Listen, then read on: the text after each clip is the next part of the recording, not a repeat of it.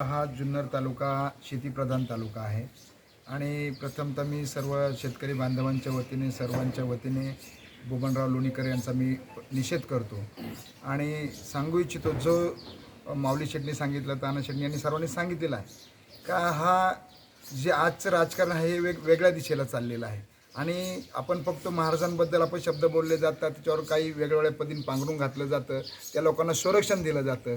आता शेतकऱ्यांवर सुद्धा ते नाही तसे बोलतात आणि आपण त्याला सर्व शेतकरी शांततेने आपल्या आपल्यात फूट पाडून ते बरोबर त्यांचं काम आहे ते साधलं जातं.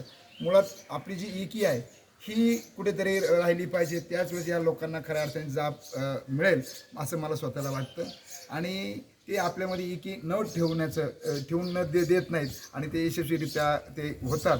हेच खरं आपलं अपयश मानलं पाहिजे आणि ज्यावेळेस शेतकरी एक होईल त्यावेळेस खऱ्या अर्थाने यांना पळतं भुई थोडी होईल आणि यांना तोंड दाखवायला कुठं जागा राहणार नाही या राज्यकर्त्यांना सर्वांना, असं माझं स्वतःचं मत आहे. आणि आज जे आमचे सर्व शेतकरी बांधव, सर्व शेतकरी संघटना या तालुक्यातले सर्व एक होऊन वाघ साहेबांना जो पाठिंबा दिला त्यामध्ये आम्ही सर्वजण सहभागी या ठिकाणी आहोत.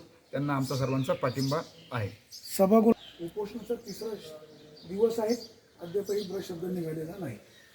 ह्या तालुक्याचे विद्यमान आमदार शरददादा सोनवणे या ठिकाणी आहेत आणि आज अधिवेशन चालू आहे. ज्या ठिकाणी आपण पाहिले वारकरी महिलेवर सुद्धा अत्याचार झाला, तिथे सुद्धा आपण त्यांनी विधानसभेमध्ये आवाज उठवला, पण ज्या पद्धतीने त्याला वाचा फुटायला पाहिजे ज्या पद्धतीने तिथं तपास यंत्रणा कामाला लागायला पाहिजे तिथं अजून त्या पद्धतीने तिथे आमदार महोदयांनी संबंधित पीआयला फोन केला, सभागृहात त्याच्या विषयावर आवाज उठवला. हा विषय गांभीर्याचा नाही. 100% दोन्ही विषय तालुक्यात आज मी तिला एकदम गांभीर्याचे विषय आहेत आणि त्यांनी शेतीचा विषय हा जे उपोषणाला बसले त्यांच्या स्वतःच्या गावामध्ये बसले त्यांनी हा विषय 100% मांडलाच पाहिजे आणि ते पण शेतकरी भूमिपुत्र आहे, त्यांनी हा विषय मांडलाच पाहिजे. याबद्दल काही आमचं सर्वांचं दुमत असं काही कारण नाही.